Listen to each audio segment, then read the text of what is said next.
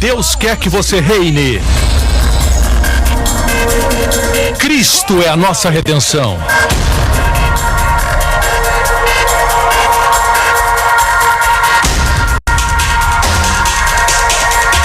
Deus é justo e faz o pecador justo.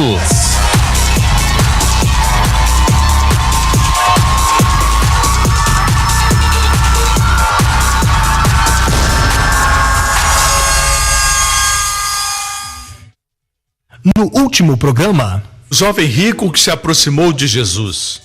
Ele disse, bom mestre, mas ele não acreditava que o Senhor Jesus era Deus encarnado. Ele tentou impressionar Jesus. Bom mestre, Jesus disse, por que me chama assim? Só existe um bom Deus. Se você me chama de bom, me chama de Deus. E por isso o jovem rico não viu o Senhor como Deus encarnado. O mesmo aconteceu com o anjo do Senhor. Ele disse para Manoá, se você quer oferecer um holocausto, oferece-o a Javé. Em outras palavras, ele é Javé. O que estamos oferecendo são nossas obras, nossa performance, nosso esforço humano? Ou estamos oferecendo o seu nome, Yeshua? Quando nós oramos, oferecemos o nome Yeshua, maravilhoso, conselheiro, Deus forte. É esse nome que produz milagres, Pelé, milagres maravilhosos. O Senhor Jesus, em forma pré-encarnada que apareceu, vendo a chama subir, mas é Ele que atribui valor à oferta. Ele subiu na chama como cheiro agradável, doce fragrância. Quando nós o recebemos, quando confiamos nele, somos aceitos como suave cheiro para Deus. Quando a oferta sobe, as bênçãos descem. Joseph Prince de Zora, o lugar de Sansão, desejando que seja um bom pai. E lembre-se, não há ninguém mais maravilhoso do que o Senhor Jesus. hoje com o pastor Joseph Prince.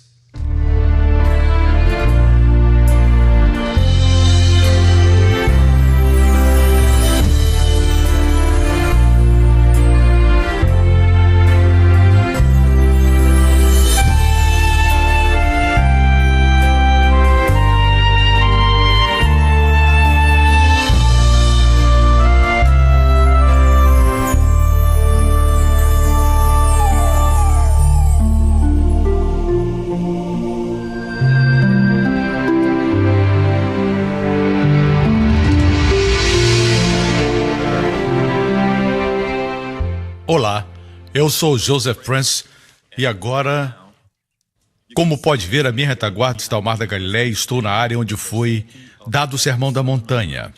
Se nós focalizarmos à minha esquerda, vamos ver onde as pessoas estavam assentadas. Eu estou no lugar onde as pessoas estavam assentadas em todo este vale aqui.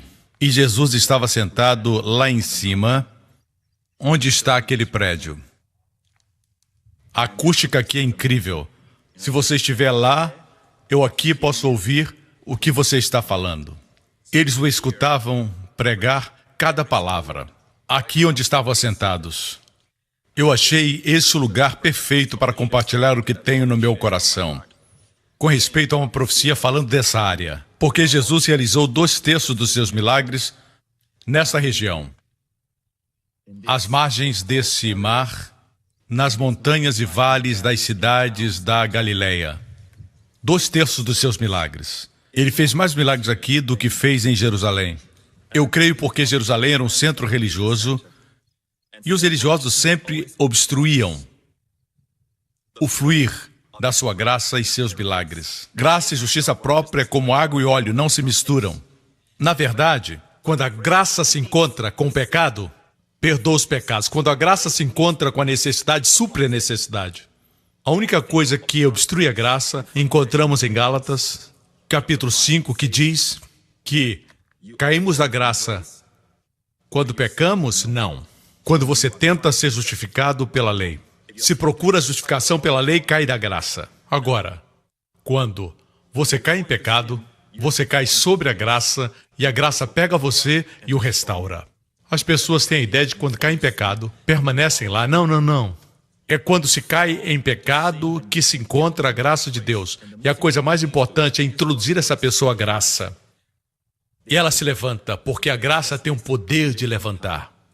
Amigo, quero ler uma profecia em Isaías a respeito dessa região. Isaías capítulo 9. Vamos ler no profeta Isaías, no Antigo Testamento. Isaías 9. Vou compartilhar neste capítulo. Contudo, não haverá mais escuridão para os que estavam aflitos. No passado, ele humilhou a terra de Zebulon e de Naftali, nessa região que estamos, a região de Zebulon e de Naftali. Mas no futuro honrará a Galileia, dois gentios, o caminho do mar junto ao Jordão. O povo que caminhava em trevas viu uma grande luz. Sobre os que viviam na terra da sombra e da morte, raiou uma luz. Essa profecia foi citada no Evangelho de Mateus. Em Mateus, capítulo 4, versículo 12. Quando Jesus ouviu que João tinha sido preso, voltou para Galileia e, saindo de Nazaré, foi viver em Cafarnaum, que fica logo ali, no outro lado dessa montanha.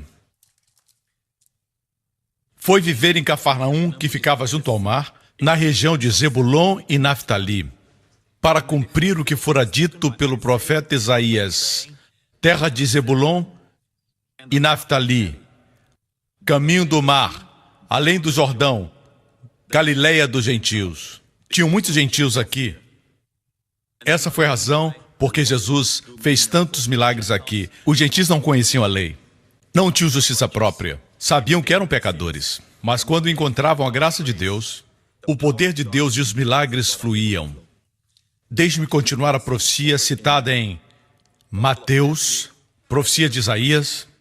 O povo que vivia nas trevas viu uma grande luz, e sobre os que viviam na terra da sombra da morte, raiou uma luz.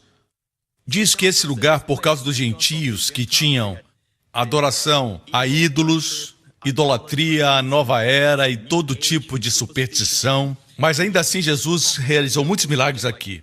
Por exemplo, não existe registro que Jesus tenha expulsado nenhum demônio de alguém em Jerusalém, porque os religiosos não permitiam adoração a ídolos lá. Eu creio que essa é a razão porque as pessoas são possuídas por demônios, por causa dessas práticas da nova era que permitem entrar em suas casas. Mas aqui, Jesus fez muitos milagres porque estavam, como a Bíblia diz, na sombra da morte. Toda essa área, a Galileia dos gentios. E nessas sombras de morte, uma luz brilhou, uma grande luz, sobre os que viviam na terra da sombra da morte. Isso me lembra do Salmo 23. Ainda que eu ande pelo vale da sombra e da morte, não temerei mal algum, porque estás comigo. Essa é mais uma profecia do Senhor. Apesar de ser uma declaração verdadeira, também é uma profecia que o Senhor viria a Galileia. Ele é a luz que brilhou sobre os que viviam na sombra da morte. Se você sente que a sombra da morte está sobre você, você recebeu um diagnóstico ruim dos médicos, eu quero dizer, você não está me assistindo por acaso. Uma grande luz está brilhando na sua vida. O seu nome é Jesus Cristo. Ele ama você, amigo. Ele ama você. Quero dizer algo sobre essa profecia. Nós vemos que existe uma diferença, porque quando Mateus citou, ele deixou uma frase de fora da profecia de Isaías. Em Isaías 9 diz assim: a terra de Zebulon e de Naftali. Vamos ler um pouco antes. A frase que vem antes. No passado, ele humilhou a terra de Zebulon e Naftali. A palavra humilhou é uma referência dupla da palavra hebraica kalal. Kalal é usada para amaldiçoar, humilhar alguma coisa ou desprezar. É usada duplamente. No passado, ele humilhou a terra de Zebulon e de Naftali, a Galileia dos gentios, em função de toda a idolatria que estava acontecendo aqui. Ainda assim, onde o pecado abundou, a graça superabundou. Vou ler mais uma vez. No passado, ele humilhou a terra de Zebulon e Naftali, mas no futuro honrará a Galileia dos gentios, o caminho do mar junto ao Jordão. O povo que caminhava em trevas viu uma grande luz. Amigo, para aqueles que leem suas Bíblias em hebraico, verão que a palavra honrará também é o uso duplo da palavra hebraica kavod, que é glória, peso. Pode ser glória e pode ser honra. Existe um jogo de palavras aqui que intriga os eruditos. Ele, na verdade, humilhou a Galileia ou ele honrou a Galileia? Essa região. Se você responder os dois, não estará errado quanto à exegese. Pode ser qualquer um dos dois, mas eu creio que, a propósito, outras versões da Bíblia dizem que ele a envelheceu e nos últimos tempos a enobreceu. Eu creio que esse contraste entre humilhar e a palavra kavod, honrar, foi escrita para ser assim, dependendo de quem estaria lendo e em que época. Porque esse lugar foi oprimido, esteve sob juízo, sob maldição. Mas o povo que vivia na sombra da morte, e agora está anoitecendo, mas graças a Deus somos a luz do mundo. E nessa região aqui, o Senhor Jesus, a grande luz, caminhou.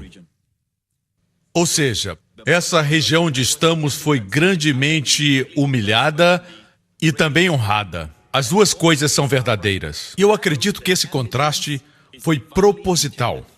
Quando Mateus citou esse texto, ele deixou uma parte de lado. Se houvesse citado, resolveria o problema para nós. Mas eu creio que o contraste que vemos nesse versículo foi por intenção divina. Isso porque, se você o rejeitar e rejeitar sua graça, e quiser viver em justiça própria, aí você será humilhado. Mas, por outro lado, se você está na sombra da morte, em tempo de necessidade, e você abrir seu coração para a sua graça, será grandemente honrado e grandemente abençoado. É a palavra kavod em hebraico. Essa região presenciou o Senhor Jesus andando entre eles, limpando os leprosos, abrindo os ouvidos dos surdos, os olhos dos cegos, e ainda assim o rejeitaram. Assim, o mesmo lugar que havia sido grandemente honrado, antes havia sido oprimido, e voltaram a ser humilhados porque rejeitaram a Jesus, por isso foram amaldiçoados. Jesus pronunciou um julgamento sobre Corazim, Cafarnaum, todas essas cidades ao redor do mar da Galileia e Betsaida, porque o rejeitaram. Veja, nessa mesma passagem, e eu vou concluir, depois de dizer o povo que caminhava em trevas viu uma grande luz, sobre os que viviam na terra da sombra da morte raiou uma luz, diz, aumentaste a sua alegria, eles se alegram diante de ti como os que se regozijam na colheita. Isso já aconteceu? Israel hoje está oprimido. Eles não estão celebrando com a alegria da colheita. Mas, amigo, existe aqui um parênteses entre verem uma grande luz e alegrarem-se com a alegria da colheita. Esse parêntese já dura 2000 anos. Existem parênteses na Bíblia. Por exemplo, quando Jesus citou Isaías 61 na sinagoga em Nazaré, Lucas 4 nos diz: o Espírito do Senhor está sobre mim para proclamar liberdade aos cativos. Depois diz, o ano aceitável do Senhor. Em Isaías continua, o dia da vingança do nosso Deus. Amigo, quando Jesus chegou no ano aceitável do Senhor, ele parou e fechou o livro. Enrolou o pergaminho. Ele sabia onde parar. Ele não leu o dia da vingança do nosso Deus porque existe um parêntese divino de 2000 anos entre sua primeira vinda e a segunda vinda. Sua primeira vinda não foi para trazer juízo. Foi o ano aceitável do Senhor, é Hatzon em hebraico, que fala de uma era de favores divinos. O dia da vingança virá, mas não chegou. Me alegro que quando fala da graça, fala ano e não dia. Amém? Deus não se alegra com o juízo, Ele se alegra em mostrar favor para com seu povo. E não é de admirar que, em Isaías 9, de onde vem essa profecia, continua dizendo, isso é incrível.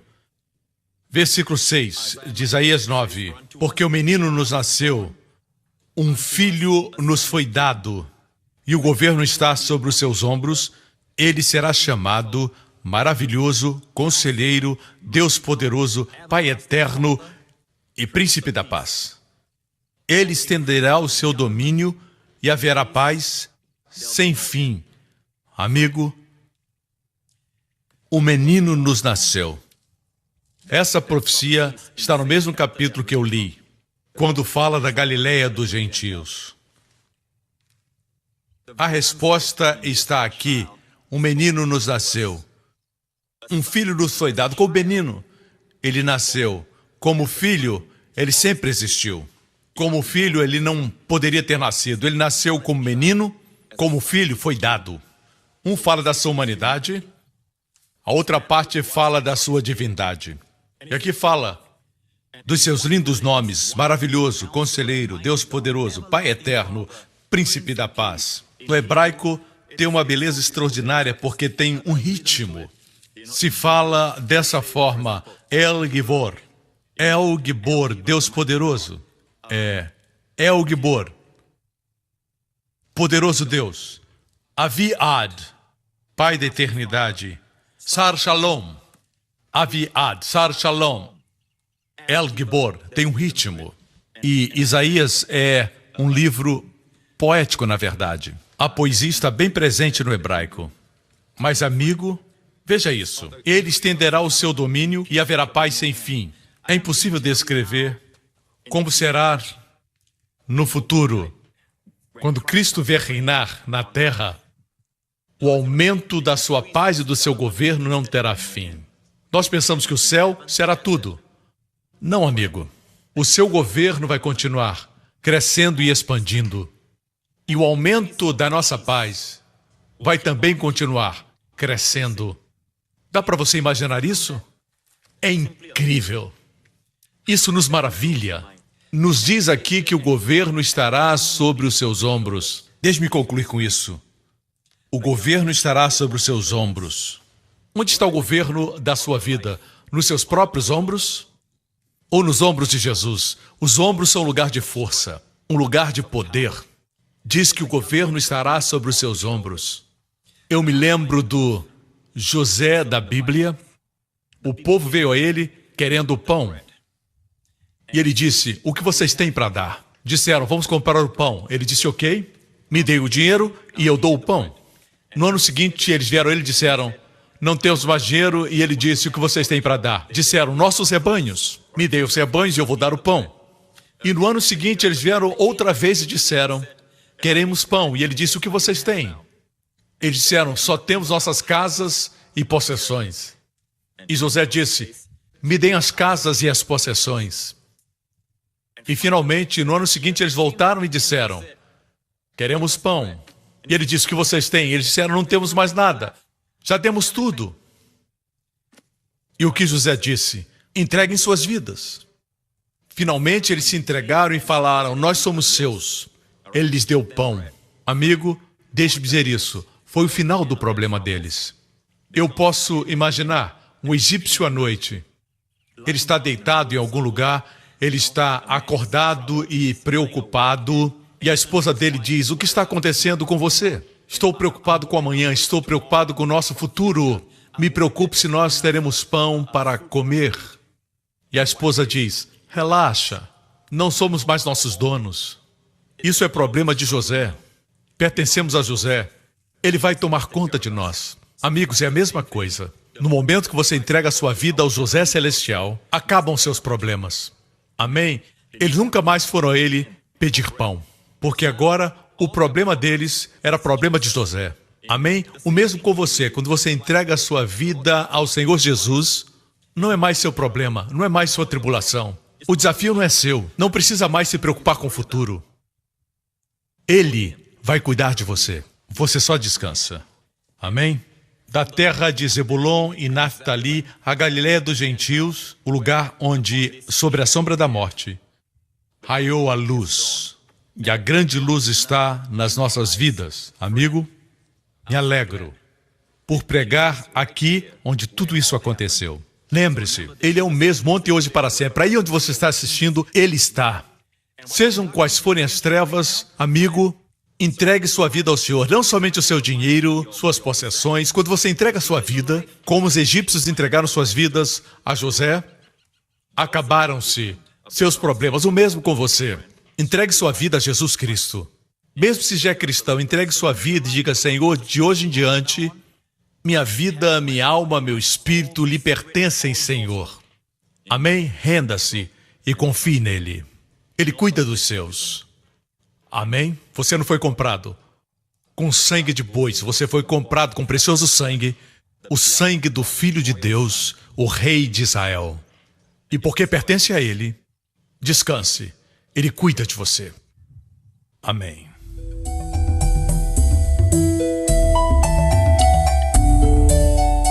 À minha retaguarda existe uma torre dos tempos bíblicos. É assim que eram. Cantares de Salomão fala a respeito de uma mulher ali, procurando o seu amado. Mas eu quero ler algo que talvez muitos crentes não entendem. Todos sabemos que a frase "o justo viverá da fé" está em Romanos.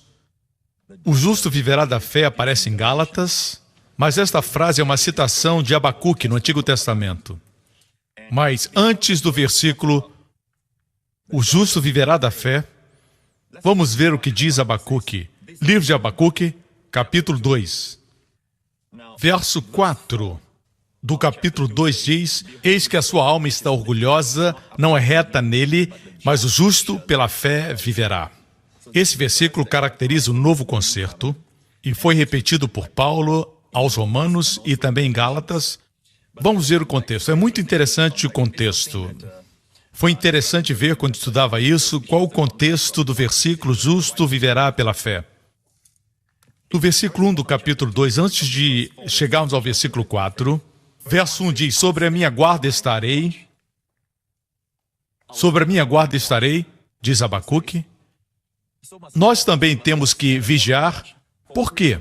"E sobre a fortaleza me apresentarei e vigiarei para ver o que falará de mim." É uma frase interessante, vigiar para ver, porque muitas vezes a palavra de Deus vem em forma de visão. Vigiarei para ver o que ele falará de mim. Às vezes, Deus fala pela visão interior. A primeira forma como Deus fala é através da palavra, mas às vezes temos uma visão interior. Vigiarei para ver o que falará a mim e o que eu responderei quando eu for arguido. Ou seja, se esperar no Senhor, esperar na sua palavra, vai ter resposta para as perguntas que lhe fizerem. Verso 2, "E o Senhor me respondeu e disse: escreve a visão e torna bem legível sobre tábuas para que possa ler quem passa correndo." Aqui tem uma linda lição para aqueles que estão no ministério. Qualquer revelação que recebemos, temos que escrever. Hoje temos tecnologias, temos o vídeo, temos a televisão, temos as mídias, a mídia social. O que Deus estava dizendo naquela época era: escreve a visão para que não seja esquecida.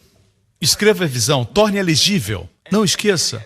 Você que está pregando a palavra, pregue de forma simples, de forma clara. Quando pregar, faça como os anúncios de publicidade. Faça simples, bem claro, sem complicação. Deus age de forma simples, mas de forma poderosa. Simples não significa fraco. Muitas vezes as coisas complicadas são fracas. O simples com Deus é poderoso. Faça simples. Torna bem legível sobre as tábuas para que a possa ler quem passa correndo. Então somente caminhe, corra. Paulo diz, escrevendo aos Gálatas, andai em espírito, mas o que ele disse antes para os Gálatas? Vocês corriam bem. Quem impediu vocês? Quem trouxe o legalismo? Quem trouxe a lei? Ele disse, a seguir ordenou que andassem em espírito. Mas o ideal é correr.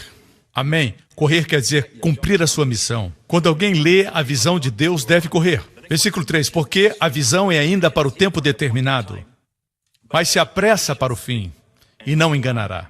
Se tardar, se demorar, espera-o, porque certamente virá e não tardará. Quando Deus lhe dá uma palavra, você escuta o sermão, lê a palavra de Deus, e parece que Deus deu uma promessa, e parece que não vai acontecer. Passa uma semana, passa um mês, mas a promessa de Deus Mesmo se tardar, se demorar, espera, porque ela se cumprirá e não tardará. O versículo seguinte diz: eis que a sua alma está orgulhosa, não é reta nele, mas o justo pela sua fé viverá. Assim, esperar pela manifestação é fé, porque o contexto aqui está muito claro. Fala de esperar e de confiar que a palavra de Deus, que prometeu, se cumprirá. Amém? Somente uma palavra antes de concluir. No versículo 4, antes de dizer que o justo viverá pela fé, a primeira parte diz: eis que a sua alma está orgulhosa, não é reta nele, mas o justo viverá pela fé. Você vê o contraste? Uma pessoa orgulhosa comparado com uma pessoa que vive pela fé. Se você é orgulhoso, não pode viver pela fé. Você lembra que Jesus disse para o centurião que ele tinha tamanha fé que não tinha sido vista em Israel. O que disse o centurião? Senhor, eu não sou digno que entres em minha casa. Fala uma palavra. Ele tinha uma combinação de humildade e fé. Quanto mais você é humilde, mais a fé vai operar. Quando você é orgulhoso, a fé não opera porque você confia em você mesmo. Confia na sua performance, na sua própria força. Para que fé? Eu vejo, por exemplo, a mulher cananeia. Quando o Senhor não a respondeu, ela queria a libertação da sua filha de um demônio. Ela era humilde. Quando o Senhor disse: eu fui enviado para a casa de Israel, ele estava fingindo ser israelita. Ela disse: Jesus, filho de Davi. Essa expressão só era usada pelos judeus. Ela fingia ser judia. E o Senhor não a respondeu. Mas ela persistiu. E Jesus disse: mas não é justo tirar o pão dos filhos e dar para os cachorrinhos. Essa é a palavra no grego, cachorrinhos. Aí ela assumiu o seu lugar humilde. Ela disse: até os cachorrinhos comem das migalhas que caem da mesa. E o que Jesus disse? Ó mulher, grande é a tua fé. Ela foi humilde. Assuma o seu lugar. Se Deus falou algo, assuma o seu lugar. Se Deus corrigiu você, assuma o seu lugar. Porque fé e humildade caminham juntas. O orgulho e a fé não se combinam, assim como o óleo e a água não podem se misturar. Aqui aprendemos uma lição. Aqui onde primeiro foi mencionado o justo viverá pela fé. Nessa minha viagem a Israel, onde quer que eu passo, parece que Deus está falando comigo sobre os perigos do orgulho e a importância da humildade. Vimos a importância da humildade para liberar a fé. Amém. Obrigado por sintonizar no programa de hoje. Esperamos que tenha sido uma bênção para a sua vida. Para mais informações sobre o programa da Igreja New Creation, acesse o site ncctv.org.sg. Lá você poderá se inscrever para receber um devocional diário do pastor Joseph Prince. Seja incentivado e fortalecido todos os dias e saiba o quanto Deus lhe ama através desses devocionais. Acreditamos que seu dízimo pertence à igreja que você frequenta e oramos para que você seja grandemente abençoado, altamente favorecido e profundamente amado.